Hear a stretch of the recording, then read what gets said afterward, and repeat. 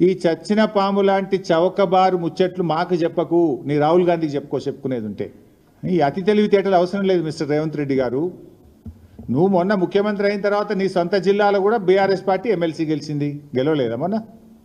అహంకారంతో మాట్లాడితే ప్రజలు నిన్ను అత్తపాతాల లోకానికి దొక్కుతారు బిడ్డ, జాగ్రత్త అని హెచ్చరిస్తా ఉన్నా నేను. నీకు బేసిన్ల గురించి మినిమం అవగాహన లేదు. దేవాదులు ఏ బేసిన్లో ఉందంటావు, బంకచర్ల యాడు ఉందంటావు. బాసన్ల గురించి తెలిసినంత ఈజీ కాదు బేసిన్ల గురించి తెలుసుకోవడం. కనీస అవగాహన లేకుండా మాట్లాడి ఈ రాష్ట్రం పరువు తీస్తూ ఉన్నావు నువ్వు.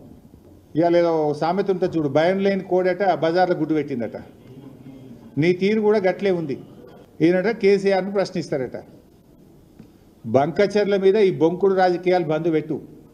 రేవంత్ రెడ్డి గారు, నాడు బాబు కోసం బ్యాగులు మోసి బ్యాగ్ మ్యాన్గా పేరు తెచ్చుకున్నావు.